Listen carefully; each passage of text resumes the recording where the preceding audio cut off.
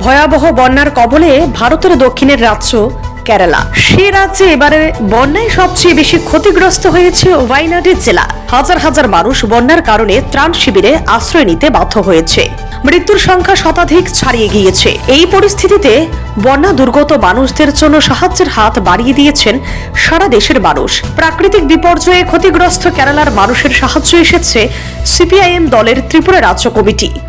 এর পরিপ্রেক্ষিতে শনিবার সিপিআইএম ত্রিপুরা রাজ্য কমিটির তরফে রাজধানী আগরতলার সাধারণ মানুষের কাছ থেকে ত্রাণ সংগ্রহ করা হয়। এই কর্মসূচিতে উপস্থিত ছিলেন প্রাক্তন মুখ্যমন্ত্রী মানিক সরকার, নারী নেত্রী রমা দাস, প্রাক্তন মন্ত্রী মানিক দে সহ অন্যান্য নেতৃত্ব। এই দিনের এই কর্মসূচি সম্পর্কে মানিক সরকার বলেন, ভয়াবহ প্রাকৃতিক দুর্যোগের কারণে কেরালার মানুষ বিপন্ন। এই পরিস্থিতিতে সে রাজ্যের মুখ্যমন্ত্রী ভারতের বিভিন্ন রাজ্যের মানুষের কাছে আহ্বান জানিয়েছেন তাদের পাশে থাকার জন্য। দুর্গত মানুষদের সহায়তা করার লক্ষ্যে ত্রিপুরা রাজ্যের মানুষদের কাছ থেকে ত্রাণ সংগ্রহ করা হচ্ছে। সাধারণ মানুষ তাদের নৈতিক মূল্যবোধ থেকে নিজেদের সাধ্যমতো আর্থিক সহায়তা করেছেন। সহায়তার এই অর্থরাশি কেরালার বন্যা দুর্গতদের সাহায্যের জন্য পাঠিয়ে দেওয়া হবে বলেও জানান মানিক সরকার। রাজধানীর মেলার মাঠ থেকে ত্রাণ সংগ্রহ কর্মসূচি শুরু হয়ে শহরের বিভিন্ন এলাকা থেকে সংগ্রহ করা হয়। এই সময় দোকান পথ চলিত মানুষ সকলের কাছ থেকেই সহায়তা গ্রহণ করা হয়।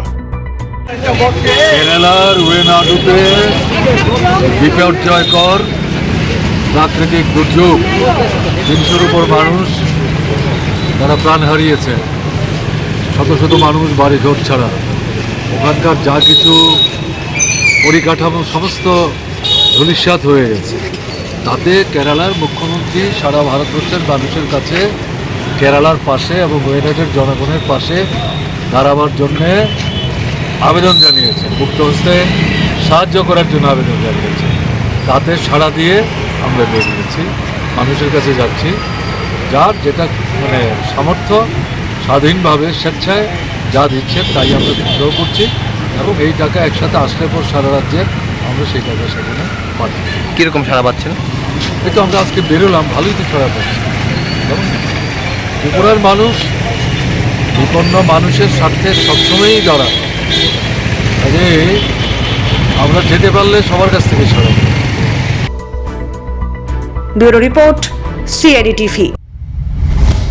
CAD TV, channel for news and entertainment.